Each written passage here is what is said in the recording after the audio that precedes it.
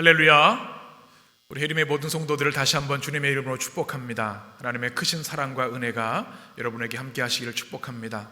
우리 다시 한번 축복할까요? 사랑하고 축복합니다. 우리 가족들끼리도 한 번 더 축복해 주시고요. 이렇게 축복하겠습니다. 당신이 그립습니다.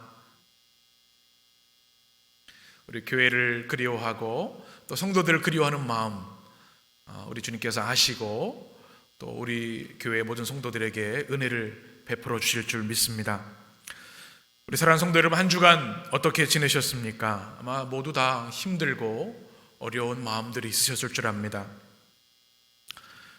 코로나19가 크게는 많이 줄어들었지만 지역적으로 또 집단 발병이 되고 있는 상황이어서 우리가 긴장을 늦추지 말고 또 의료당국의 시책과 지침에 잘 따라야 하겠습니다. 벌써 성전에서 모이지 못하고 이렇게 온라인으로 예배드리는 것이 4주가 되었습니다. 우리 성도님들 많이 답답하시고 또 교회에 나오고 싶은 마음이 간절하실 줄 압니다.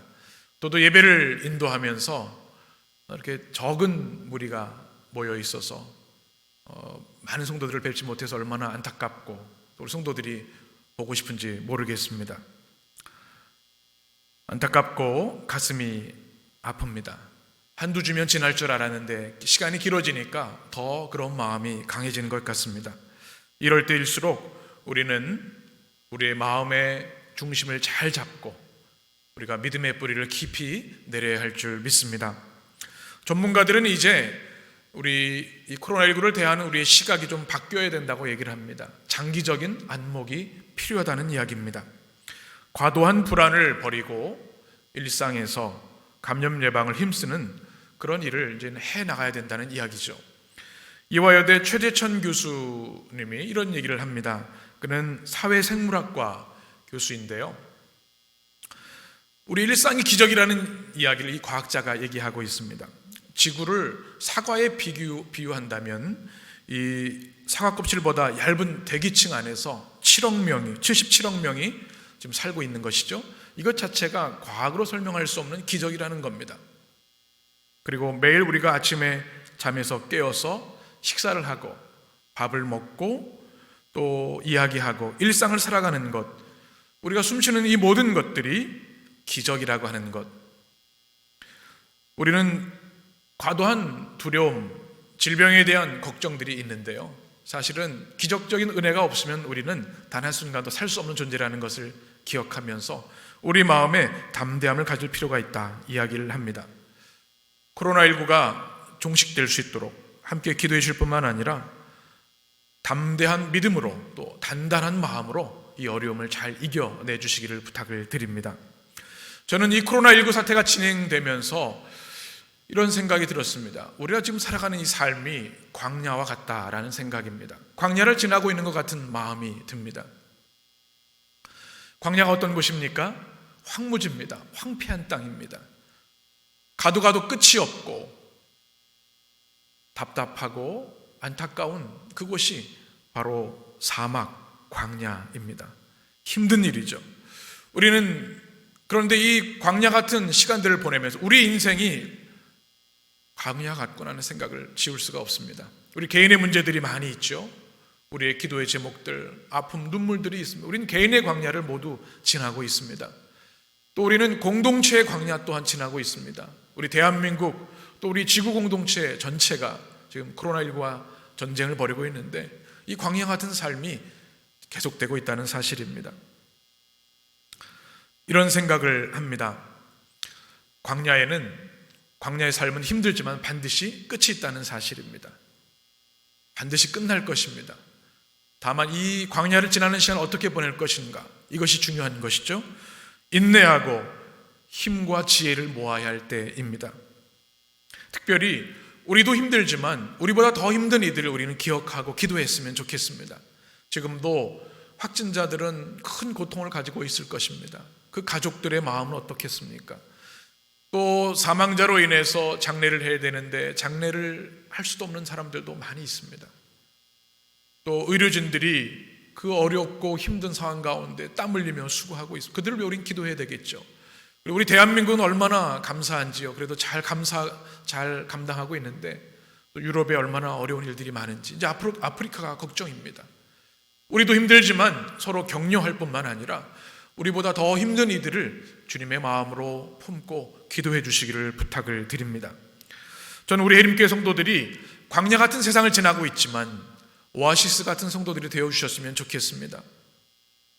우리 가족 중에도 우리 직장의 동료 중에도 이 어려운 때를 인하여 하나님을 알지 못함을 인하여 더 두려워하고 공포에 사로잡힌 자들이 있을 겁니다. 그들에게 주님이 주시는 은혜와 위로를 나누어 주셨으면 좋겠습니다. 우리 교회가 오아시스 같은 그런 교회가 되어야 될 줄 믿습니다. 광야를 지나는 많은 이들이 고통하고 아파할 때 생명수를 나누어주고 주님의 사랑을 공급해 주어야겠습니다. 오늘 성경에 보게 되면 오늘 성경에도 광야가 등장합니다. 13절 말씀인데 우리 같이 읽겠습니다. 예수께서 들으시고 배를 타고 떠나사 따로 빈들에 가시니 무리가 듣고 여러 고을로부터 걸어서 따라간지라. 아멘. 예수님이 지금 가시는 곳이 있는데 어디입니까? 빈들입니다. 헬라어로는 에레모스라고 하는데요, 이것은 사막, 광야 이런 뜻을 가지고 있습니다.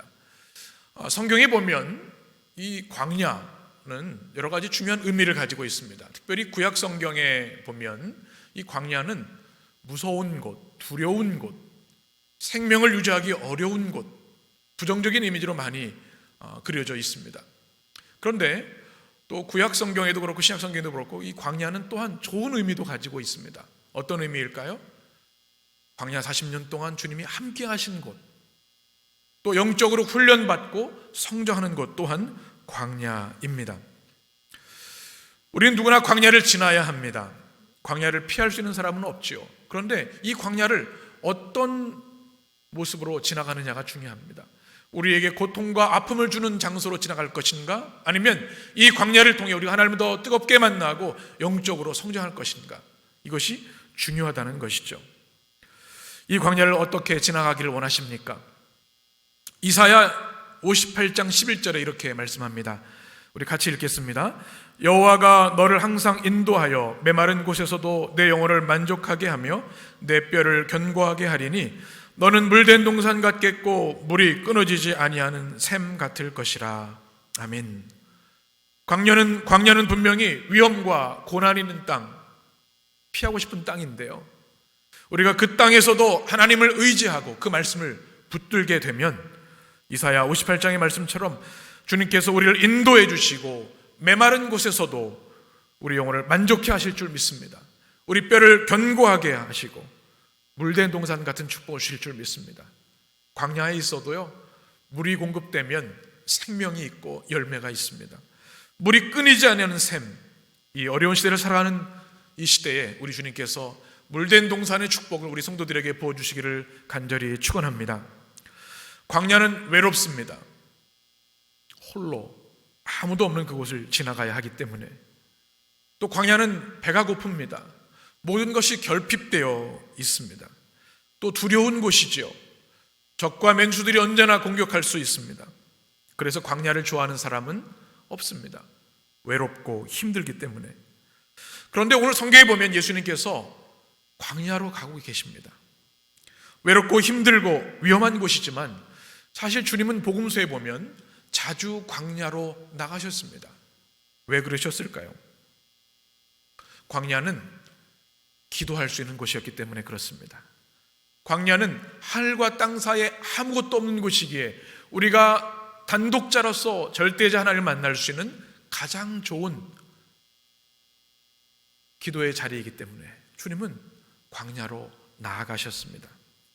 예수님은 오늘 13절에 보게 되면 의도적으로 목적을 가지고 나가셨음을 볼 수가 있는데요, 배를 타고 가셨습니다. 많은 사람들이 모여 있었는데 그것을 떠나서 빈들로 가셨다. 주님께서 왜 광야로 가셨는가? 기도하기 위하심이기도 한데요, 또 13절에 보게 되면 단서가 하나 있습니다. 주님께서 무언가를 들으셨습니다. 13절에 보니까 예수께서 들으시고 라고 말씀합니다. 무엇을 들으셨을까요? 오늘 말씀 13절 이하를 읽어보시면 세례 요한의 순교 장면이 기록되어 있습니다. 세례 요한은 여러분 잘 아시는 대로 주님의 길을 예비하는 선지자였습니다. 또 예수님의 친척이기도 하셨죠. 대단한 영적인 지도자로서 많은 추종자들이 있었습니다. 그런데 잔혹한 헤롯에게 처형을 당하게 됩니다. 그 소식을 주님께서 들으신 거예요. 전능하신 하나님이지만 인간의 몸을 입고 계시기에 그 마음이 참으로 아프셨을 겁니다. 그래서 세례 요한의 순교 이야기를 들으시고 배를 타고 광야로 나가신 겁니다. 주님 앞에 기도하기 위해서, 또 앞으로 걸어가야 할 십자가의 길, 구원의 길을 놓고 마음을 다지시기 위해서 기도하러 나가신 거죠. 그렇습니다. 광야는 두려운 곳, 힘든 곳이지만 그런 상황 가운데 주님을 깊이 만날 수 있는 곳임을 우리는 반드시 기억해야 될 줄 믿습니다. 광야 40년 동안 출애굽한 이스라엘 백성들은 광야에서 주님과 동행했습니다. 반석에서 주님이 물을 내주셨고요, 만나와 메추라기로 먹여주셨습니다. 주님께서 매 순간 그들과 동행하셨고 불기둥과 구름기둥으로 그들과 함께 해주셨습니다. 그것이 바로 광야입니다. 애굽에 노예했던 그들이 광야의 시간을 통해 주님과 동행하면서 진정한 하나님의 백성으로 거듭나게 됩니다. 사랑하는 성도 여러분, 우리는 지금 광야 같은 세상을 지나고 있습니다. 힘든 일이 많이 있습니다. 견디기 어렵습니다. 그런데 또 한편으로는 우리에게 꼭 필요한 시간임을 기억하시기를 바랍니다. 주님을 깊이 만날 수 있는 시간, 장소이기 때문에 그렇습니다. 코로나19로 인해서 우리의 삶이 많이 달라졌습니다. 모든 것이 다 정지된 것 같습니다. 사회적 거리두기를 우리가 실천하고 있어서 사람을 만날 수가 없으면 친구도 만나지 못하고, 또 우리 사랑하는 성도들도 이렇게 같이 만나서 예배하고 교제할 수도 없는 그런 상황입니다. 외로운 단절된 시간이죠. 그런데 이때 주님께서 우리에게 주시는 주님의 음성이 있는 줄 압니다.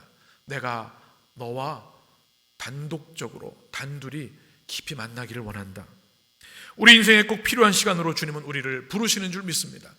그래서 우리는 광야의 영성이라고 얘기를 합니다. 여러분 사진을 한번 보시면 이게 바로 사막의 교부들이 기도하고 말씀을 묵상했던 장소입니다. Desert Fathers라고 하는 3세기부터 이집트를 비롯해 많은 사막에 사람들이 기도하기 위해서 사막으로 나갔습니다. 이제 기독교가 핍박을 받고 어려움을 당하다가 국교로 지정이 되면서 힘을 얻게 됩니다. 교회가 커지고 신자들이 많아집니다.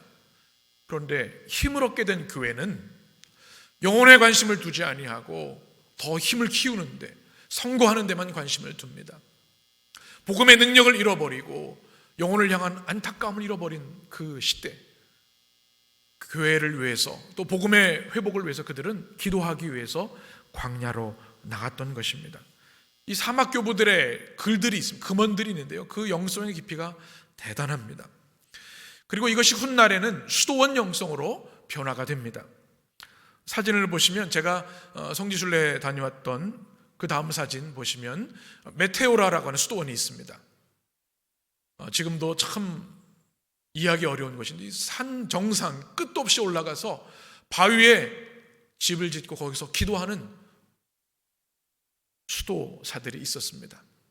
교황청이 힘이 강해지고 면죄부를 팔고 이제는 말씀에 영혼에 관심이 없고 그들의 권력 암투가 있는 교회를 떠나서 이 교회를 회복하기 위해서 오직 말씀과 기도에 집중하기 위해서 이렇게 산에 오른 사람들, 광야로 나간 사람들이 있다는 것입니다. 이것이 바로 교회 개혁의 영성을 가지고 있는 모습입니다. 그들이 왜 사막으로 나갔는가? 주님을 만나기 위해서, 주님께 깊이 기도하기 위해서였습니다. 교회는 세상 속에 있어야 합니다. 세상의 빛과 소금이 되어야 되기 때문에 그렇습니다. 그러나 우리가 이 사막교부들 또 수도원 영성을 우리는 잊어서는 안 될 줄 압니다. 교회의 복음과 본질을 지키기 위해서 우리는 그 기도의 자리를 붙잡아야 한다는 것이죠. 광야는 생명이 없고 황폐한 땅과 같지만 바로 그곳에 희망이 싹트고 하나님의 역사가 시작되는 곳임을 우리는 기억해야 될 줄 믿습니다. 어려운 때를 지나고 있습니다. 우리 해림 성도들, 그러나 우리가 주님을 더 깊이 만나야 할 때이기도 한 줄 믿습니다. 어떻게 해야 되겠습니까? 주님을 만나기 위해서 우리는 광야로 나아가는 마음이 있어야 될 줄 믿습니다. 주님이 거기서 우리를 기다리고 계시기 때문에 오늘 13절 말씀 보게 되면 예수님께서 광야로 나온 사람들을 만나주시는 장면이 있습니다. 13절에 보면 예수께서 들으시고 배를 타고 떠나사 따로 빈들에 가시니 무리가 듣고 여러 고을로부터 걸어서 따라간지라. 무리라는 단어가 등장합니다. 그래서 오클로스라고는 헬라어로 쓰여져 있는데 이것은 많은 사람들, 군중이라는 뜻을 가지고 있습니다. 또 14절에 보게 되면 큰 무리라고 하는 사람이죠. 여러분 이 말씀을 한번 상상해 보시길 바랍니다. 예수님께서 기도하기 위해서 배를 타고 광야로 들어가셨습니다. 사람들이 그 광야로 몰려오고 있는 겁니다. 그들은 고을에 그들의 삶의 터전을 떠나서 광야로 나오고 있는데 한 주 사람이 아닌 겁니다.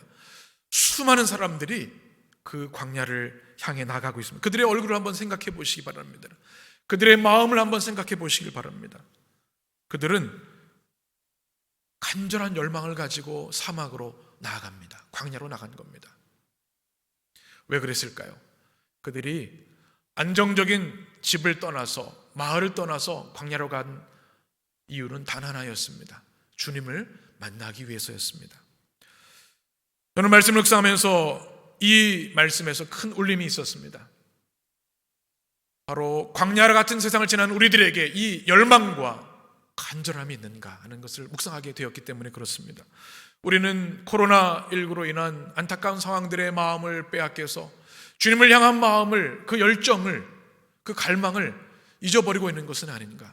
이제 그 근심과 걱정은 십자가 앞에 내려놓고 이 광야에 나갔던 사람들처럼 주님 만나길 원합니다. 그런 마음으로 우리도 영적인 광야로 사모함을 가지고 나가야 되지 않는가. 이 말씀 여러분에게 도전이 되어주셨으면 좋겠습니다. 우리에게 뜨거운 주님을 향한 열망, 주님을 만나고자 하는 갈망이 있어야겠습니다. 제가 여러분에게 권면드리고 싶은 것이 있습니다. 여러분의 삶에서 영적인 광야를 만들어 보시라는 겁니다. 여러분이 갑자기 사막으로 가라는 말씀이 아닙니다. 광야라고 가라고 말씀이 아닙니다. 여러분의 일상의 삶에서 주님을 만나는 그곳을, 그 시간을 만드셔야 한다는 겁니다. 이것을 우리 신학에서, 영성에서는 sacred place and time이라고 합니다. 거룩한 장소, 주님을 만나는 거룩한 시간, sacred place. 일상에서 주님을 만나는 그 장소와 시간이 우리에게 있어야 한다는 것입니다. 여러분, 집에서 작은 방 하나도 좋고요, 예배상도 좋습니다. 아니면 방석 하나도 좋습니다. 어느 곳이든 오늘 당장 여러분이 광야에서 주님을 만나는 마음으로 주님께 기도할 수 있는 자리를 만들어 보셨으면 좋겠습니다. 그리고 짧은 시간이라도 여러분 무릎으로 기도해 보시기 바랍니다. 아침에 일어나서 3분도 좋습니다. 잠자리에 들기 전 5분도 좋습니다. 성경과 기도하고자 하는 마음만 있으면 됩니다.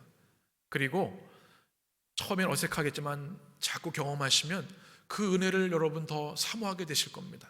조금씩 늘려가시면 됩니다.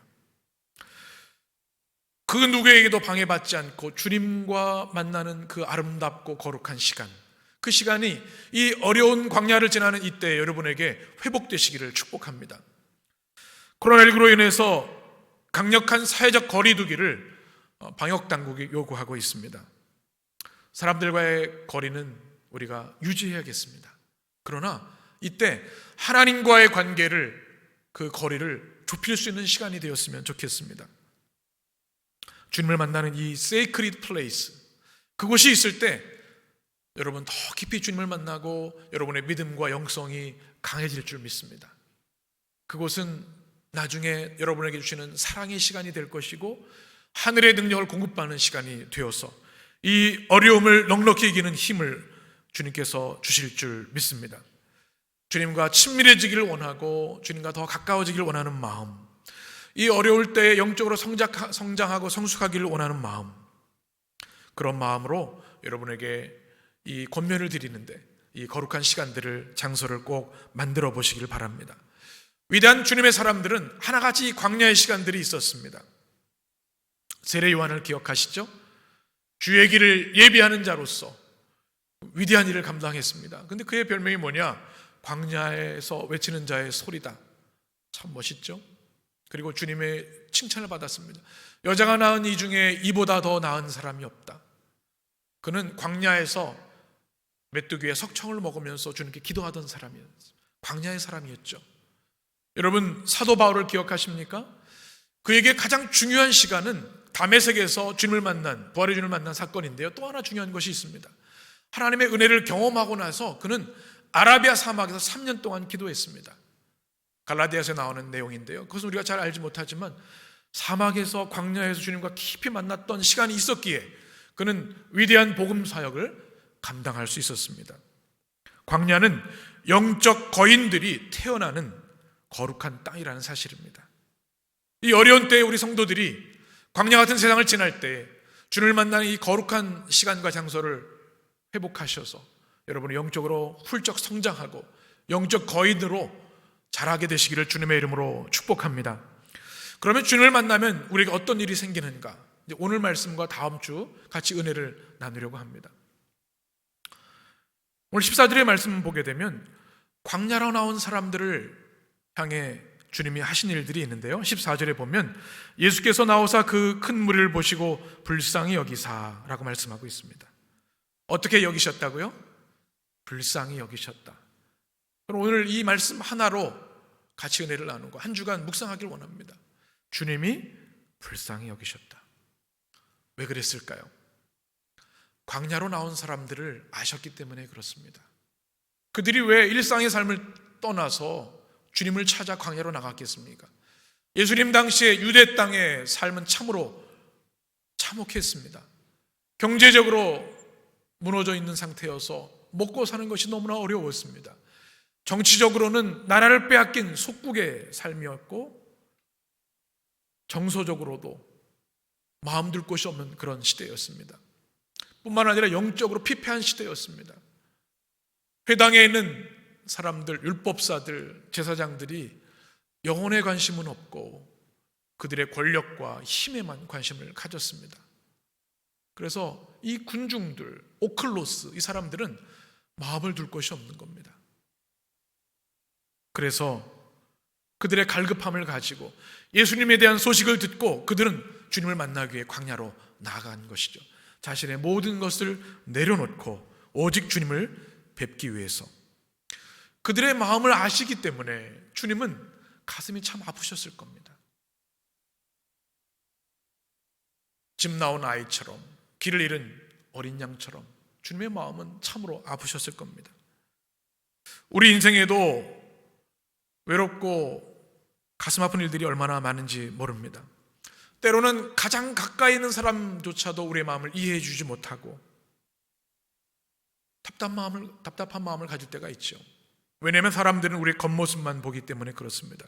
그런데 14절에 보게 되면 주님이 그 큰 무리를 보시고라고 하는 말씀을 하고 있습니다. 보셨다. 이것은 오라오라는 단어인데 눈으로 보다, 마음으로 보다, 그 마음을 꿰뚫어 보다는 말씀을 가지고 있습니다. 사람들은 겉모습, 상황만 보지만 우리 주님은 그 영혼 깊은 곳에 고뇌와 아픔과 눈물을 보시는 분이라는 겁니다. 그래서 안타까우셨습니다. 저는 오늘 주님이 보셨다는 이 말씀을 묵상하면서 큰 은혜를 받았습니다. 여러분, 우리 주님이 우리를 바라보고 계시는 것만으로도 우리에게는 힘과 용기와 치유와 회복이 일어나는 줄 믿습니다. 여러분, 사랑의 눈빛을 경험해 보신 적이 있으시죠? 우리 집에 계시면 한번 서로 눈을 한번 좀 보실까요? 사랑의 눈빛인지 미움의 눈빛인지. 사람은 눈을 보면요, 그 마음과 그 의도를 알 수가 있지요. 사랑의 눈빛은 말 없어도 그냥 보기만 해도 위로가 되고 힘이 됩니다. 우리 어린아이를 사랑하는 엄마의 눈빛을 보셨습니까? 서로 사랑하는 연인들의 눈빛을 보셨습니까? 그 눈빛만으로도 힘과 위로가 되는 것이죠. 주님의 눈빛은 이와 비교할 수가 없습니다. 우리가 다른 것에만 시선을 고정해서 그렇죠. 우리 주님은 우리를 지금도 바라보고 계시고 주님의 시선은 단 한 번도 우리를 떠나신 적이 없는 줄 믿습니다. 이 어려운 광야 같은 생활을 할 때에도 주님은 우리에게 집중하시고 사랑의 눈빛으로 우리를 바라보고 계시다는 사실입니다. 이것이 여러분에게 은혜로 깨달아지게 되시길 간절히 축원합니다. 또 놀라운 축복이 있습니다. 그들을 보실 뿐만 아니라 그들을 긍휼히 여겨주셨다. 오늘 불쌍히 여겨주셨다. 이것이 우리에게는 너무나 큰 축복입니다. 성경의 언어로 보면 스플랑크 니조마이라고 하는 단어로 쓰여 있습니다. 여기서 스플렌이라는 단어는 내장 또는 창자라는 뜻을 가지고 있는데요, 누군가를 사랑하고 안타깝게 여겨서 애끓는 마음, 그 마음을 스플랑크 니조마이라고 합니다. 주님이 그 광야에 나온 사람들이 너무나 안타깝고 불쌍해서 그 내장이 뒤틀릴 정도로, 심장이 깨어질 정도로 안타까워하시고 사랑하고 계시다는 표현이 바로 스플랑크 니조마이라는 단어입니다. 여러분, 탕자의 비유를 잘 아시죠? 둘째 아들이 자기의 몫을 가지고 아버지를 떠나서 방탕한 삶을 살다가 모든 것을 탕진해 버렸습니다. 이제 생각나는 것은 아버지 한 분이죠. 거짓골이 되어서 아버지를 향해 갑니다. 얼굴을 들 수가 없습니다. 아버지가 나를 받아주실까? 그런데 아버지는 문을 활짝 여시고 저 먼 발치에서 그를 보고 계셨습니다. 아들인 것을 알고 뛰어나와서 그를 끌어안습니다. 가락지를 끼워주고 잔치를 벌여주십니다. 이거 뭐냐면 바로 불쌍히 여기는 아버지의 사랑입니다. 스플랑크 니조마이, 애끓는 안타까운 사랑의 마음이 바로 불쌍히 여겨주시는 주님의 사랑이라는 것입니다. 여러분, 우리가 이 어려운 광야 같은 세상을 지날 때 이 주님의 마음이 여러분에게 경험되어지기를 원합니다. 저는 14절 말씀을 묵상하면서 한참 동안 주님의 모습을 묵상해 보았습니다. 우리로 인해 가슴 아파하시는 주님, 우리를 사랑하셔서 애끓는 마음으로 가슴 아파하시는 주님. 우리는 어린아이, 어른할 것 없이 모두 우리의 인생의 무게의 짐을 지고 갑니다. 힘들죠, 어렵죠.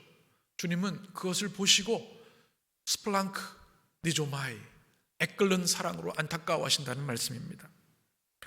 남들이 잘 못하는 두려움과 걱정도 우리 가운데 있습니다.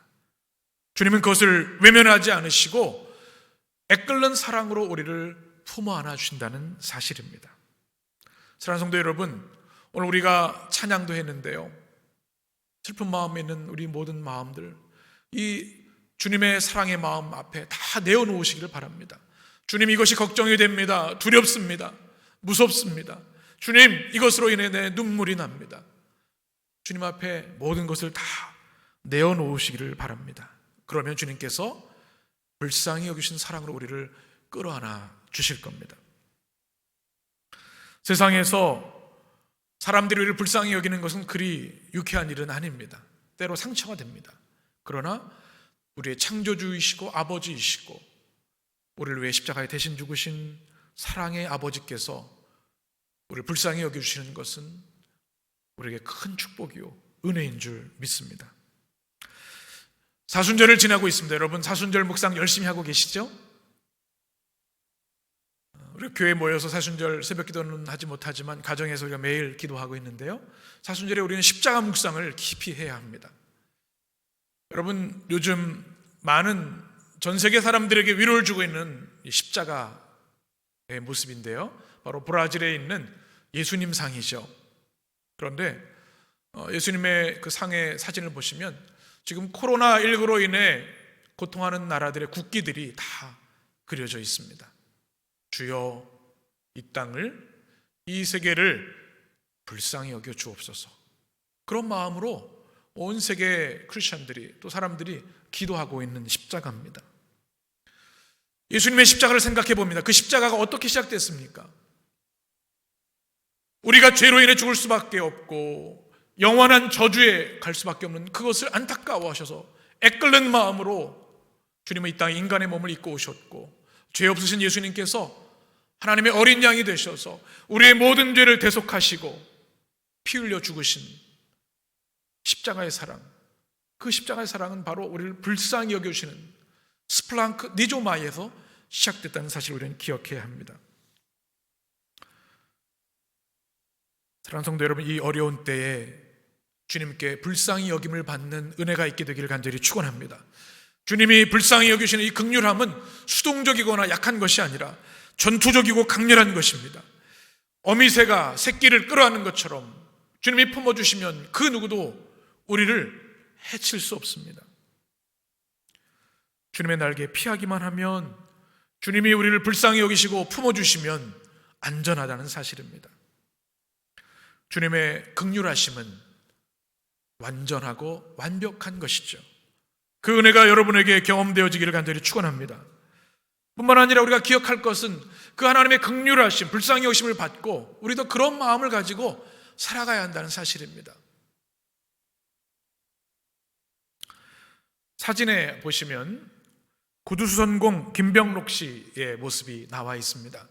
얼마 전에 사진을 통해서, 신문을 통해서 본 분인데요, 이분은 지금도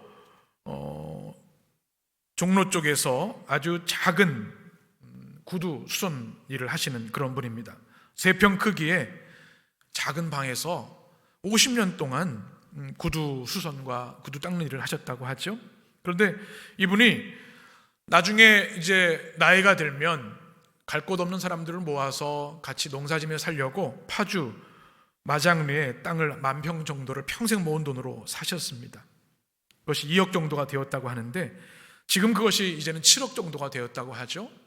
그런데 코로나19 확산되면서 이분이 어떤 일을 하셨냐면, 코로나19로 고통하는 사람들을 위해서 이것을 써달라고 성금을 내신 겁니다. 그러니까 한 7억 정도를 성금으로 내신 거예요. 이분이 여유 있는 분이 아닙니다.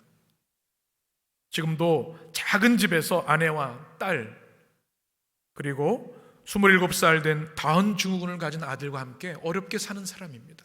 그런데 그는 이렇게 인터뷰에서 이야기합니다. 이 많은 돈, 전 재산을 이렇게 기탁하면 어떡합니까? 그랬더니 그가 하는 말, 이럴 때 쓰라고 돈이 필요한 것 아니겠습니까? 죽을 때 돈 싸가지고 할 것도 아닌데 지금 어려워하는 사람들 불쌍하잖아요. 누군가는 도와야 하잖아요.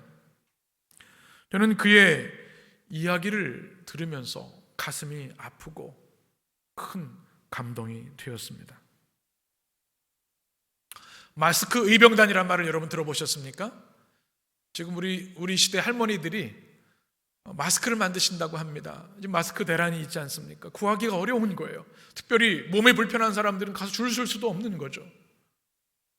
취약계층들을 위해서 이 할머님들이 모여서 마스크를 손수 제작해서 어려운 이들에게 나눠주신다는 이야기, 본인들도 힘드실 텐데 너무 큰 감동이 되었습니다.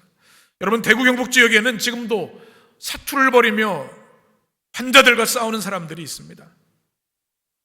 우리는 어느 곳에 가도 혹시 옆에 감염자가 있진 않은가 의심의 눈치로 볼 때가 있지 않습니까? 누군가 기침하면요, 눈치를 줍니다. 그런데 전국에 있는 의료진들이 자발적으로 대구 경북 지역에 들어가서 위험을 무릅쓰고, 감염의 위험을 무릅쓰고 그곳에서 지금도 땀 흘리며 치료하고 있는 것이죠. 참 고마운 일입니다. 어떻게 이들이 이런 삶을 살 수 있는가? 그들의 마음에 주님의 마음이 있기 때문에 그런 거죠. 불쌍히 여기는 마음, 스플랑크 니조마이, 그냥 그들을 보면 가슴이 아파서 가만히 있을 수가 없는 거예요. 애끓는 마음이 있는 거죠. 그래서 그들도 힘들지만 어려운 이들을 섬길 수 있게 되는데요, 이것이 바로 주님의 마음이고 우리가 그 마음을 품어야 될 줄 믿습니다. 주님은 우리에게 모든 것을 주셨습니다.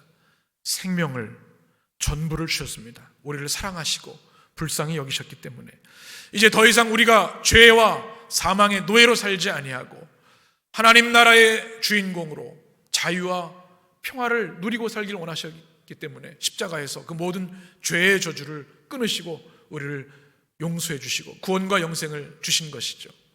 사랑하시기 때문에, 아파하시기 때문입니다. 여러분, 이 한 주간 이 마음, 주님의 마음을 품고 살아보셨으면 좋겠습니다. 우리는 어느새 자신만을 생각을 하고 감정도 메말라지는 것은 아닌가?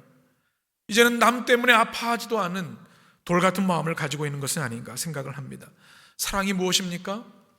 내가 좋아하는 짜릿한 호감의 감정이 아닙니다. 사랑은 그 사람의 아픔을 같이 아파하는 것, 아픔이 동반해야만 진정한 사랑인 것이죠.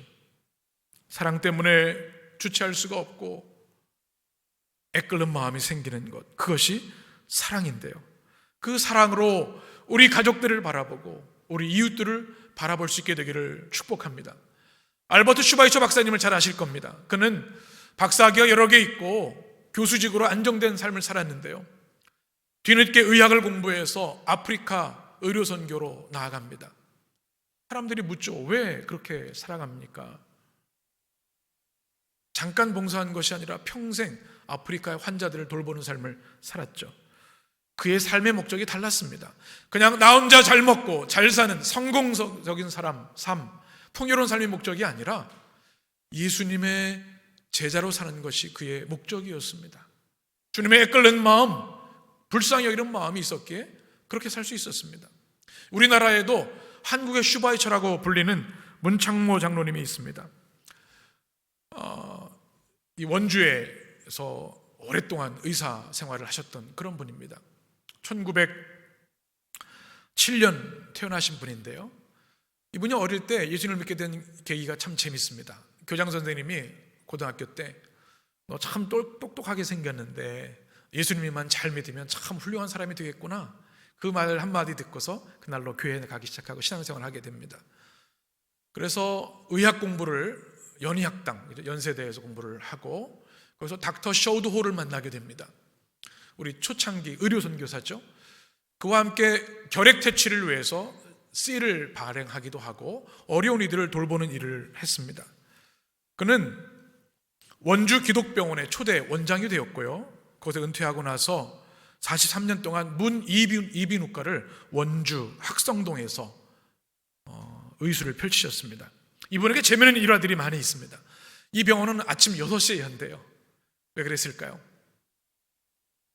아침에 일찍 출근해야 되는 사람들이 병원에 가고 싶어서 못 가는 것 때문에 안타까운 마음, 불쌍한 마음이 들어서 학생들 학교 가기 전에 병원에 들리더라고 6시에 열었어요. 근데 간호사분들은 6시에 오실 수 없으니까 진료도 하고 조제도 했다는 이야기를 우리는 알고 있습니다. 환자가 돈이 없으면 무료로 진료해 주시기도 했고요, 오히려 딱한 사정이 있으면 오히려 여비까지 줬던 분이시로 알려져 있습니다. 토요일 오후에는 병원 문을 닫고 가난한 농가를 방문해서 순회 진료를 했습니다. 95세 하나님의 부르심을 받으셨는데 원주제일감리교회에서 평생 장로로서 기도의 사람으로, 섬김의 사람으로 사셨던 분입니다. 그는 크리스찬뿐만 아니라 그 원주 지역의 모든 사람들에게 성자로 추앙받고 존경받는 인물이 된 것이죠. 어떻게 그런 삶을 살 수 있는가? 그들의 마음에 긍휼의 마음이 있었기 때문입니다. 참 그리스도인, 참 제자는 어떤 사람일까요?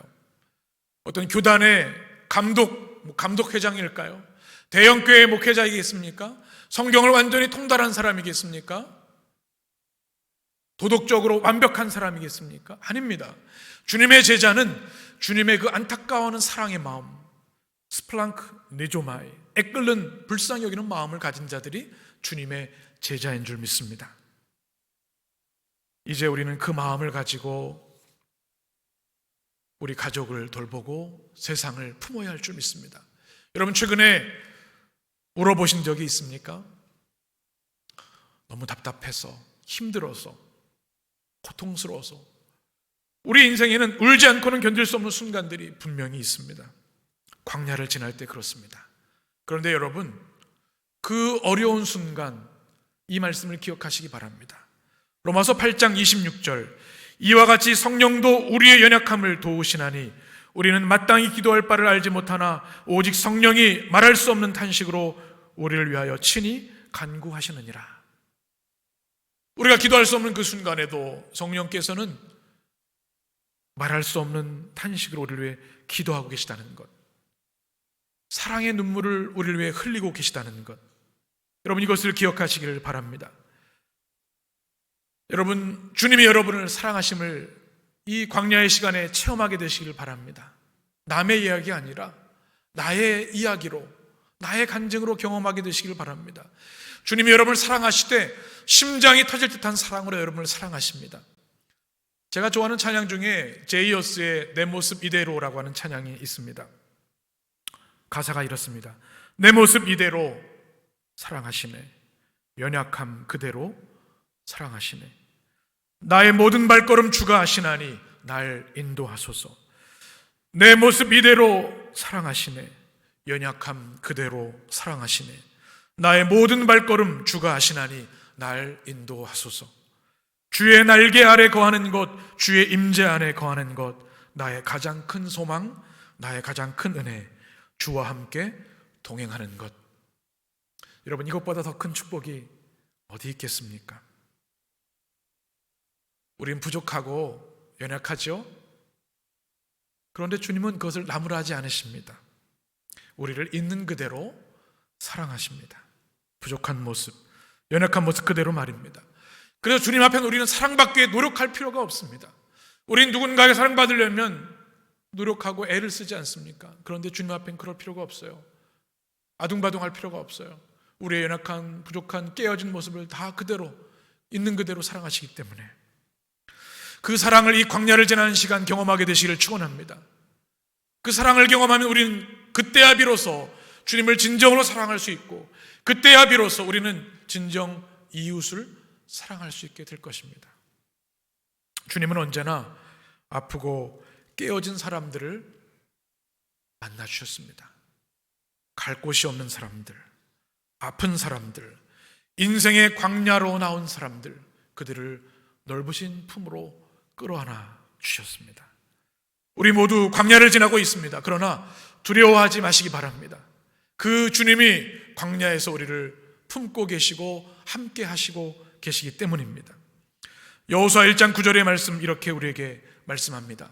우리 힘차게 한 목소리로 주님이 내게 주시는 말씀으로 고백하며 함께 봉독하겠습니다.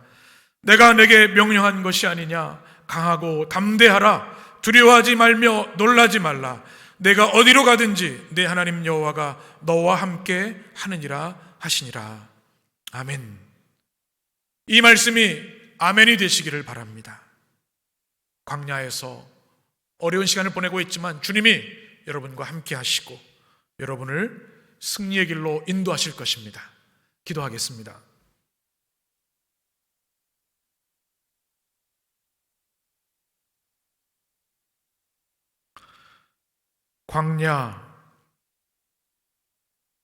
광야에 서 있네. 주님만 내 도움이 되시고 주님만 내 빛이 되시는, 주님만 내 친구 되시는 광야. 주님 손 놓고는 단 하루도 살 수 없는 곳, 광야에 서 있네. 사랑의 주님, 마태복음에 주님을 만나고자 나왔던 오클로스, 큰 무리들, 그들과 같이 우리 또한 주님 인생의 광야를 지나고 있습니다. 그러나 하나님, 낙심하지 않게 하여 주옵소서. 담대하게 하여 주시옵소서. 주님 말씀대로 강하고 담대하라. 두려워하지 말며 놀라지 말라. 내가 어디로 가든지 내 하나님 여호와가 너와 함께 하느니라. 이 주님의 말씀 듣고 확신케 하여 주옵소서. 그는 너희보다 먼저 그 길을 가시며 장막 칠 곳을 찾으시고 밤에는 불로 낮에는 구름으로 너희가 갈 길을 지시하신 자이시니라. 그 주님이 우리와 함께 하시기에 이 어려운 광야를 믿음으로 걸어가게 하시고 그곳에서 주님의 은혜와 사랑을 경험케 하여 주옵소서. 스플랑크 니조마이, 불쌍히 여기시는 은혜, 가슴 아파 안타까워 여기시고 애끓는 사랑으로 우리를 품으시는 그 주님이 우리의 주님이시기에 담대한 믿음으로 승리하는 주의 백성들 되게 하여 주옵소서. 예수님의 이름으로 축복하며 기도합니다. 아멘.